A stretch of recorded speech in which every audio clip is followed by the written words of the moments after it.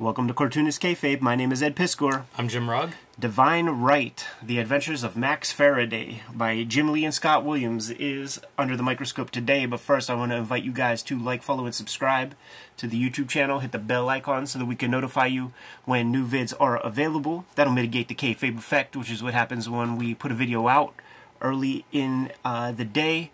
By early afternoon, midday, the comics that we talk about often disappear off the comic book aftermarkets of Amazon, eBay, and your local comic shop. So if you're in early, you get first dibs on the things that we talk about. Also, if you watch these vids to the very end, that pushes our YouTube videos out to a wider audience, helps us to grow the channel. But without further ado, let's take a look at this Divine Right comic, man. Jim Lee inks the cover here. So I think the circumstances are comics have gone in the crapper. Yeah. And I believe this is 1997, so after the Heroes Reborn, Marvel, Jim Lee, Fantastic Four series, I think basically everybody's looking around going, what are we going to do? Comics are falling apart. So Jim Lee's idea is he's going to do this book, and he's going to do at least 12 issues of it, writing and drawing it. And I think he does accomplish that. I'm not sure the timeline. I don't know that it was monthly. But that was the idea as far as I can remember. At that point, I was pretty checked out. But I kind of, that's my fuzzy memory of how, kind of the circumstances behind this book. Yeah, it fascinates me, Jimmy, because I was checked out on Jim Lee on, like, Wildcats. The first 4 issues. I didn't even get those Claremont ones until much later, so I never set my eyes on this ever. Clearly, the J. Scott Campbell influence has infiltrated Jim Lee's style. Rob Liefeld made note of that in one of our conversations, man. He's so right. Inked this piece, which is cool. You don't get too much Jim Lee pure inking, but you could always tell when he does it, man, because he's using markers. At the end of a lot of his line strokes, you'll see like just the tiniest little bleeds from his fine liners and microns or whatever it is he's using, and it's just this little thin line is clear hallmarks of the Jim Lee style. I think based on like seeing him online and stuff, I feel like he experiments with tools. So whenever you see him inking himself, it may be with new pens, markers, whatever tool has crossed his desk at the time, I feel like he experiments with. And it's funny because those little dots, that's the kind of stuff I would study as a kid, where it was like, okay, now I need to figure out how do I make the little dot at the end of the line. Yeah. Where it's like, meanwhile, a longtime pro would look at that as a flaw in the tool, right? It bled a little bit at the end. Right. But in my mind, it's like, oh, stylistically, we've got dots now at the end of the lines. You just take every line for gospel because you don't know anything, man. So clearly these guys are established pros, and this guy sold more comics than anybody. You better start getting your dots at the end of the lines. And you will see, like, on people's ink streams and shit, they will put kayfabe dots at the end of lines and shit. Yes. They will do that. They will draw a mark like that. It's whack. The other thing, too, that is worth noting is that Jim Lee is the writer of this sumbitch, man, which I give mad. I would read 1,000 pages of a comic written by the person who draws it over a collaboration with your childhood best friend. Did you feel that way after you finished this issue, Ed? Of course it was going to be goofy, but what I'm saying is, like, at least make a comic. A comic becomes less and less a piece of art the more hands that go into it. Yeah, I'm with you 100%. There's like a who's who profile in the inside front cover of who these characters are and what their relationship is, which it's like the story that's, in case you're just joining us, it's issue 1. Yeah. Like, I don't know what else, like what the rest of this comic is or where it started, but yeah. That's a strange opening for an issue 1. They mentioned Lynch, so I guess maybe it has something to do with the wider Wildstorm world. In that universe. Also, like, the first page being this way, this has become a staple in comics, especially, like, Marvel comics do this, and I always get so mad whenever I'm like, oh, I'm going to look through this comic because I like the cover or I'm curious, and it's, like, right-hand page, it's nothing, there's no information there for me, and then, if it's a Marvel comic, you get into ads on the right-hand pages, makes it hard to flip through, but I hate that. Like, the splash page was such a part of a comic that I love. Yeah. Our guys in the ghillie suits certainly are well camouflaged. Very well camouflaged. The color's got the note on that. And when you see these kind of beats, this is Jim Lee trying to use Frank Miller type storytelling. And it's a whole lot of nothing, really.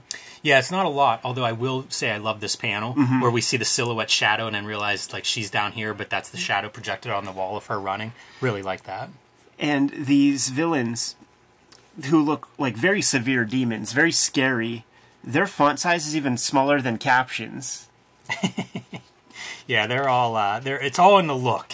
Quintessential Jim Lee face right here for the females. This is like the equivalent of Mike Tyson if you were going to do the lettering. Yeah. Very scary, intimidating look, but it doesn't sound that way. I'm ecstatic. Such cool drawings right here, dude. Like, super dope designs, and the color looks great on that. Looks good, and feels a little bit like an homage to the Mike Zeck Punisher cover. Oh, sure, yeah. And I think he drew Grifter 1 or 2 times doing the double shot. Yeah, Zeck not the only guy with that. I think every action movie also does a version of that move. Damn. Image, Wildstorm Comics getting Coca-Cola ads. They must have sold enough, man. Yeah, I don't know what the print runs would have been at this time, but I'm sure this book launched as like a top selling book. Yeah, Jim Lee back a new Jim Lee title with the commitment that he's going to do a big run on it. Heard that before. I think he does all 12 issues, but pretty dope, dude. Like, I feel like there's read all 12. Yeah, I feel like there's some video game and like some Resident Evil shit happening here, man. Blows the head off and then just like a secondary attack with the little maggots and things that come out of it. Super disgusting. She sells it well. Still a Frank Miller fan. Yeah, always. Now here's our Max Faraday. This is our hero. Yes. It's a fun book to look at too because it's like early internet hacker kind of ideas. Yeah, like cyberpunk. This is the Jim Lee cyberpunk comic. The World Wide Web exists now, so there's things like AIM sexting and stuff. There's one part in here somewhere where they talk about like that's just what the heck's her name? Sandra Bullock's head on top of like a fake body. You could get in trouble. And I remember like as a kid reading in my mom's Cosmopolitan magazines. It was Christina Applegate, which was like trying to form a movement to get like kayfabe JPEGs of her like erased off the internet because it was like early enough where you could think that like maybe that's possible. Yeah. And also it reminded me like the very first internet porn I ever saw when I was like in 4th grade over my friend Jeff's crib. We were able to see 2 JPEGs in the half hour that his mom left the house to go get groceries. Right. And you went to a site, it was smut.com. It wasn't a web page, it was just a white directory with hyperlinks. And it would have folders that could like expand into other things. And we didn't even know any categories or anything, so we just hit like celebrity. And then we didn't know any celebrities. So we looked at one of like Vanna White, and it was her head from like Wheel of Fortune on top of just some foul-ass body that was just photoshopped. And the other one we looked at was Oprah Winfrey, and it was like her head with like perfectly manicured hair, like from the TV Guide the week before. That's ridiculous. On this lady's body with like a corn cob stuck somewhere. With like the little kernels all through pubes and shit. It's pretty memorable. Wow. We'll never forget it. But that's the era, Like sure. It's just a year or 2 after that shit. And it is Jim Lee, however old he is, trying to talk young people speak. And it would be like you or me making a comic of some young 20-somethings saying fire and shit like that. Yo, that's fire or something. It comes off real false. Like this dude probably has 4 kids at this point. Right. Yeah, it's funny, like, what do you do with characters sitting around? One guy's typing on his computer, the other guy's lifting weights in the background. I guess it's better than doing nothing. And that whack that's on the cover, it's the soda that's, like, weirdly product placed throughout this comic. Maybe to, like, hey, man, wear a Coca-Cola shirt. Yeah, it would make so much sense. I would kind of love, like, wouldn't this be a wild comic if he was drinking Coca-Cola, if it was, like, product placed in the actual comic? It's the 90s, because fat is spelled P-H-A-T, and he's got the Jamiroquai hat. The Dr. Seuss joint, the old school Busta Rhymes. Very dated piece. Yeah, this whole thing is awkward, to say the least. This is a flashback of him telling a story about delivering pizzas and being picked up by some hot girl at one of the pizza drop-offs. Like, what is happening? Yeah. And he could have come in for his tip, or he could take the $20, and he takes the $20. Yeah, and his homeboy is like, what are you talking about? Why would you do that? Yeah, it's bizarre. This brings back memories, though. I feel like this was probably my early computer setup. You know, you had like all kinds of hardware and towers and stuff, everything stacked up on a desk or a table like that. Oh, yeah, man. Like, we were pretty late into getting a computer in the house, man. It was Windows 98 era, 6 gigabyte hard drive. I don't remember what the specs were on my first Mac, but it would have been late 90s that I bought it. Really cool designs, you know? Like, sort of nothing special, like, but intricate drawing. Yeah, a lot of drawing, a lot of color there. This is back to our original protagonist doing the Punisher early on, and now she's got something, and she runs into this like copy shop, you know, computer lab kind of space. Yeah, here's that guy. Cartoonist Kayfabe is brought to you by the comics that Ed Piskor and I make. Red Room Trigger Warnings. The second season of Red Room, all self-contained stories, issues 1 to 4, now available in comic shops everywhere. Red Room, the Antisocial Network, the trade paperback collection of the first season of Red Room, now available in comic shops everywhere. Minus 28 countries where it's banned and 10 comic shops, but you can still request it there. And coming in September, the collection, the trade paperback of Red Room Trigger Warnings will be in stores in September. You can pre-order that now at your local comic shop or online wherever you buy your books. Hulk Grand Design Monster and Hulk Grand Design Madness in comic shops everywhere. The 60-year history of the Incredible Hulk. I am writing, drawing, lettering, coloring, the Grand Design treatment, retelling that 60-year history, and you can now pre-order the Hulk Grand Design Oversized Treasury Collection, about 40 extra pages in that. It'll be in stores before Christmas, but you can pre-order it now in your comic shops or in your bookstores, wherever you buy comics. And now back to our regular scheduled programming. I remember doing this at TCAF one year on a job, like finding an internet cafe at 2 in the morning to adjust files or something for somebody. I didn't have any demons chasing me, though. That's your Divine Right protagonist, who you've probably seen in ads and stuff from Wizard Magazine to whatever. I've seen nothing about this. Like, I don't know anything. David Cho mentioned Divine Right in the shoot interview. And, he's going to be so into this episode. And I was thinking, like, oh, yeah, that did come out. Like, I never looked at this comic before. This is really, in my memory, like, this is the bottom of the comics market. Because this would have been, I think it's 97. I'm in school. The school I went to had a great comic shop that closed while I was there. So it would have been around 97, probably, whenever it just shut down and my access to comics really went downhill for a couple years. How about that sequence right here? Homeboy gets shot in a dome piece while he's making zines. And he's drawing this comic page. Like, that's the guns and the same panel shape right there. Face goes on the glass, and he makes copies of his death mask. That's pretty fun. Yeah. That layout reminds me a lot of, like, a Neil Adams kind of layout. Absolutely. But it's a fun sequence. Like, from a cartooning standpoint, like, that's pretty fun stuff. Totally. That's a lot of panels, though, for kind of a little bit of a gag. It is a strip, though. And we're being experimental. Experimental Jim Lee with the Sandra Bullock page flying off from the other guy who's doing the Sandra Bullock bootleg porn. Yeah, and he's probably just leaving that up to Joe Chiodo, the colorist, or somebody to put that in there. He ain't doing that. Television ads. Like, it's a full operation as a publisher that they're running. Foreshadowing things to come. Do you see Miller whenever you see a sound effect like that? Yeah, like I guess. A panel? Sure. I wonder who else has done that, because I always give Miller credit for that, but he couldn't invite that. Simonson with John Workman on Thor. This is our guy, Faraday's older sister. Wearing shiny-ass clothes. And not very much.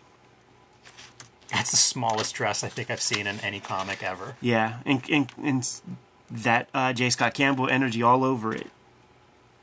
He uses a more spare line in the way that J. Scott Campbell did. Are you about to pull out that Ninja High School? Yeah. Because it's that same exact page layout? It's the exact same page layout. That's unbelievable to me. Yeah, man. But it is, you know, I mentioned that this is what the Image guys would do that, you know, break the panel borders and have their big, tall character, and there you go. Is Jim Lee cribbing from the Ben Dunn Ninja High School. That's funny. It's amazing, right? Yeah, it is. Wow. 11 years later, it still works. Or doesn't. Or it still doesn't work.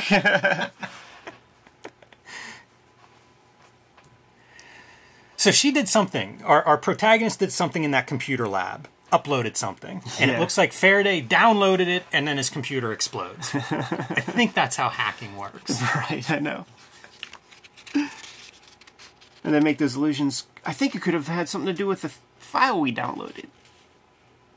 Yeah, explain that. And then our Whack Coola product placement. Look at how bright that thing... Even on a two-page spread, it's the thing that stands out. Yeah, it's the most important image in the entire spread. Do you think... Was he invested in some soda that didn't get off the ground? Like, this is OK Soda or something here we're looking at. I'm hoping that it has storytelling relevance later on, and then you go back and you go, you know what, you saw that Whack? WHAK, that's like a secret organization. I had no memory of the Whack stuff from back in the day with this series, so but you're it's very prominent. I picked up the first issue or two. I haven't read the whole series, but so maybe it does pay off, but very prominent placement. You ain't gonna mention the full moon lunar. Oh, man. All these guys, it's just so generic, you know, like all of his villains are generic, the whole scenario, the setup and everything. It's, very standard, man. Not bringing much innovation to the table by any stretch. No, and we're gonna get like angels and stuff. I think get involved with this, angels and demons, because the thing that she stole was the creation equation. I think is the name of it. That's what was sent through the computer, and so you can't have that fall into the hands of whoever, demons or something. So one of the comics that did come up around this time that actually had success was Preacher. And we're looking at a Jim Lee Preacher comic. Yeah, it's true. Preacher and Cyberpunk had a child, it would be this comic. Fat Boy Pizza with an H in pizza. Give me a break. Look at that shit, dude. Straight up. Jamiroquai. Everything that sucked about the 90s is in this kid's attire right here. It's an odd comic. Right? Yeah. They did, I think they did bumper editions too, where, it must have sold well enough to be out of print, so then they would do like, here's issue 1 and 2 packaged together in a square-bound issue to satisfy demand, to keep everybody involved so you wouldn't be confused if you started with issue 3. What else do we got going on? We have this Hip Flask lettering ad. That's gonna, it makes me think of the lettering book that Comicraft put out, which we're gonna have to look at some point because that's another one of those snapshots of a certain time period. Yeah, absolutely. Phantom Guard. Stormwatch, is this Warren Ellis era? Yeah. Which will eventually morph into the Authority within a year or so. DV8. And Black Ops doing a crossover. A lot of promo in this issue. Smart, it's a #1 issue, so go for it. Wildcore with Rhett Booth. Oh yeah, man, that's his character Backlash right there. I think I'm higher on Brett Booth than you are. In my mind, he was this McFarlane Jim Lee blend, and that made sense to me. I'm high on Tom McWeeny. Yeah. I would not want to ink any of these guys. No. They're so detailed. And I bet they're mad if you fudge it a little bit if you're deadline inking. And Tom McWeeny has solid drawing chops, and his lines make sense. So you have to disabuse yourself of all drawing knowledge in terms of craft and everything he learned at the Joe Kubert school, and just fucking go down this road and take your checks. That's what you got to do, man. You can see Gen 13 there, inside back cover, pretty good placement because I think that was probably Wildstorm's best book. Absolutely. Most successful. A Gap ad on the back cover. Yeah. Sold that for some bucks. Pretty fascinating, man. There it is, Divine Right issue 1. Weird object, weird time, weird snapshot in comics history, all of it. And I worth noting for Jim Lee setting up a comic on his own. I wanted to see how his head works and how he would lay out a story. We get that opportunity with the Divine Right. And for those reasons alone, I'll read forthcoming issues. Forthcoming meaning the subsequent issues, I guess, is... Yeah, mine's real spotty what I've got. I got rid of these in my purge, so I have a few issues. They've all come out of dollar bins, including this one. Yeah. Yeah, I figured it'd be something worth looking at, and I assume there'll be some fun comments to come out of this because I think it sold well for the time. I'm sure there were people that were reading it, and it is like a big 12-issue Jim Lee's Watchmen, if you will. Right. You good to go, Jim? Yeah. Kayfabers, like, follow, subscribe to the YouTube channel, hit the bell, we'll notify you when new vids are available. It's out there, man. Hulk Grand Design, the Treasury Collection, the big oversized collection, will be in stores in December in time for Christmas. You can pre-order that now at your local stores or wherever you buy graphic novels and collections. Street Angel Deadliest Girl Live, it's been out of print from Image for a while, is coming back into print in August. You can again have your store order that for you now, and the day it's available, it'll be in your comic shop. And join me on patreon.com/JimRugg, where you can see a lot more of my comics art process, Q&As, and download some of my out-of-print zines and mini-comics. Red Room Trigger Warnings is going to be hitting the stands in September. That trade paperback is my 10th book in 10 years, and I appreciate you guys supporting these projects all this time. You can order these comics and future comics by way of my link tree in the description below this video. It's for those of you who are in the countries that the comic is banned and in towns where the comic book is banned from comic shops. Also, hit up my Patreon. For $3, you can read the entire Red Room Antisocial Network miniseries. You could read the entire Red Room Trigger Warnings miniseries, and I will be serializing the next round of Red Room comics there, all for the price of $3. Jimmy, what else we have out there? You can subscribe to the Cartoonist Kayfabe e-newsletter at the links below this video. You can also find Cartoonist Kayfabe t-shirts, merchandise, and fanny packs at the links below this video. It's another great way to support the Cartoonist Kayfabe channel. Give them those marching orders, Jim. We'll be on our way. Read more comics.